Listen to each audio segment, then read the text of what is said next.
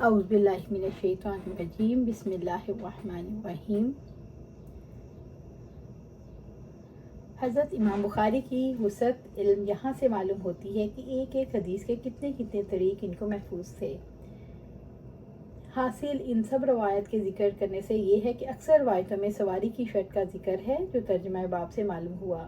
بیع میں ایسی شرط لگانا درست ہے۔ امام بخاری رضی اللہ رحمۃ اللہ علیہ کے بعد ہمارے شیخ حافظ ابن حجر کا مرتبہ ہے۔ شاید کوئی کتاب حدیث کی ایسی ہو جو ان کی نظر سے نہ گزری ہو، اور صحیح بخاری تو الحمد کی طرح ان کو حفظ یاد تھی۔ یا اللہ ہم کو عالم برزخ میں امام بخاری اور ابن تیمیہ اور حافظ ابن حجر کی زیارت نصیب کر، اور حقیر محمد داؤد راز کو بھی ان بزرگوں کے خادموں میں شمار فرمانا، آمین۔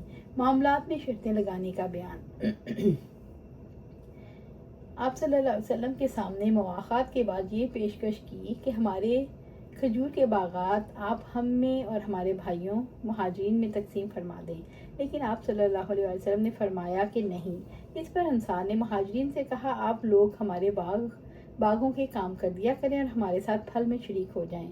مہاجرین نے کہا، ہم نے سن لیا اور ہم ایسا ہی کریں گے۔ عبداللہ رضی اللہ تعالیٰ عنہ نے آپ صلی اللہ علیہ وسلم نے خیبر کی زمین یہودیوں کو اس شرط پر دی کہ اس میں کام کریں اور اسے بوئیں تو آدھی پیداوار انہیں دی جایا کرے گی۔ دو حدیث سے ثابت ہوا معاملات میں مناسب اور جائز شرطیں لگانا اور فریقین کا ان پر معاملہ طے کر لینا درست ہے۔ نکاح کے وقت مہر کی شرط۔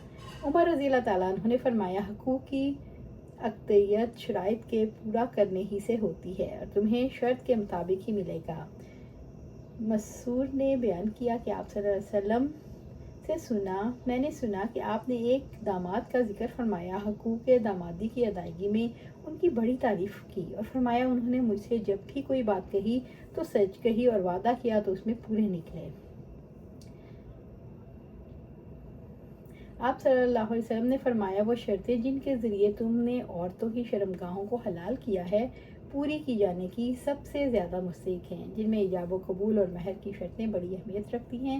کوئی شخص مہر بندھواتے وقت دل میں نہ ادا کرنے کا خیال رکھتا ہو تو عند اللہ اس کا نکاح حلال نہ ہوگا۔ قسطلانی نے کہا، مراد وہ شرطیں ہیں جو عقد نکاح کے مخالف نہیں، جیسے مباشرت یا نان و نفقہ کے متعلق شرطیں، لیکن اس قسم کی شرطیں کہ دوسرا نکاح نہ کرے گا یا لونڈی نہ رکھے گا یا سفر میں نہ لے جائے گا پوری کرنا ضروری نہیں، بلکہ یہ شرطیں لغو ہوں گی۔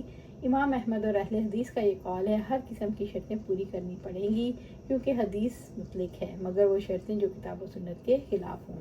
اللہ سبحانہ تعالیٰ سے دعا ہے ہمیں قرآن و سنت پر عمل کرنے کی توفیق دے، اس پر جمع دے اور جنت الفردوس کے اعلیٰ مقام پر اپنے پاس گھر عطا فرمائے، آمین یا رب العالمین۔